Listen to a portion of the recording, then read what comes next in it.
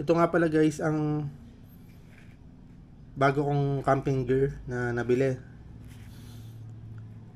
from C2 Summit X Set 2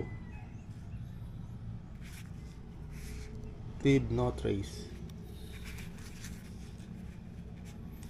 Open natin siya.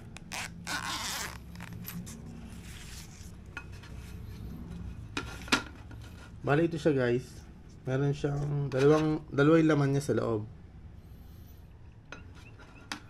Meron siyang nipis lang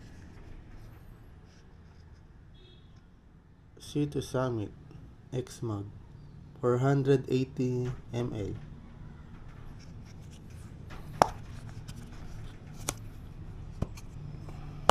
Tingnan niyo ang itsura niya.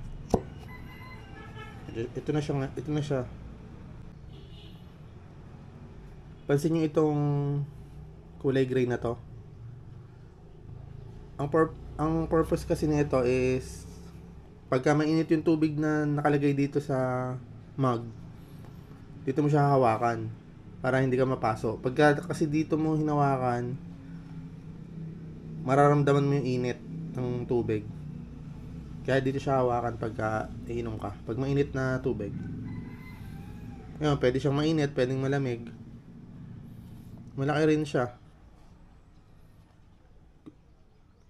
Kaya gusto ko to kasi pag nagkakape ako, marami. Pag nagtitimpla ako, talagang yung tasa ko rin sa bahay malaki. Maganda siya. Tapos pagtapos, babasahin mo na ng tubig, punasan mo ng tissue or wipes, okay na siya. Tapos pagka diligpit mo, ganito na lang. Okay na. Nipis oh. Nagustuhan ko siya kasi yun nga, di ba, nasabi ko na sa mga ibang video ko na ang setup ko kasi sa pagka-camping, hiking is yung compact, lightweight. Kaya ito yung ano ko sa kanya, nagustuhan ko. Tapos ito pala isa niyang kasama, C2 Summit X Bowl. Yun din siya, nipis. Very compact. Ito naman yung bowl. Kung ang pagkain niya ay may sabaw, o kahit wala, dito ka na kumain. Lagyan mo ulam, kanin. Very compact siya. And magaan. Ano siya? Silicone pala siya. Silicone. Tapos itong ilalim, medyo matigas siya na plastic. Kagaya na ito. Ganun din siya. Ay hindi, ito pala, silicone din yung ito. Itong mug, silicone yung ilalim niya. Silicone siya. Wala, ito lang yung hard plastic. Yung parang handle mo pagka mainit yung tubig. Dito mo hawakan. Pero itong kainan mo, yung bowl, food bowl. Ayan. Ito hard plastic siya. So yun, very compact siya. Maganda. So, ito yung bag niya, may kasama siyang bag. Tapos ayan, pag hindi mo nagagamitin, ganoon mo lang uli. Copy mo lang siya.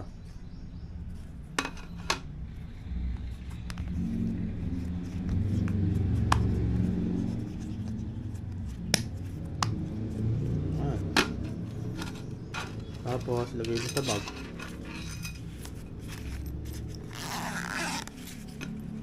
Okay na. Actually, nabili ko pala siya sa ROX. Sa ano bang basa nun? ROX o ROX? Sa BGC. Ang sa ROX ko siya nabili ng 1,200 yata. Yun nata yung bili ko, 1,200. Sale siya nung nabili ko. Kaya kinuha ko agad. Kumbaga sa sulit na siya sa price niya. Kasi sa pagkakaalam ko kasi, pag bibili ka nito, ang price nito nasa 880 yata o 980. Correct me if I'm wrong guys ha. Paki-comment down below kung ano yung talagang presyo niya. Pero yun kasi naalala kong price nito. Pag bumili ka nitong mug, nasa 880 o 980. Tapos may iba-iba siyang kulay. Ito. Tapos ito naman, ganun din yata ang price nito. Pag bumili ka nitong bowl lang, 500 ml, mabibili mo siya ng 880 pesos rin ata or 980 pesos. Basta mga ganong price range. Nasa ganong range siya. As iba-iba rin ang kulay nito. Kaya nakamura ako, nabili ko siya ng 1,200. Kasi biruin mo ito. Talaga na 880 o 980. Kasi ito ganun din. Nabili ko lang ng 1,200. 1,200 lang siya nabili. Tapos may kasama pa siyang bag. Ito may nilagyan ka na. May kasama siyang bag. Pag bibili ka kasi ng ganito, ng bowl saka ng mug, wala siyang kasamang bag. Ito meron ng kasama. Kaya ayun. Kaya binili ko siya. Talagang ganda siya. Tapos quality naman siya kasi yung brand niya C2 Summit. Alam naman natin ang C2 Summit. Magandang klase yan, quality. So ayun guys, kung nagustuhan nyo ang aking video, makikihingi naman ako ng isang like at makikisubscribe na rin sa aking YouTube channel para lagi kayong updated sa mga bago nating video. Thank you!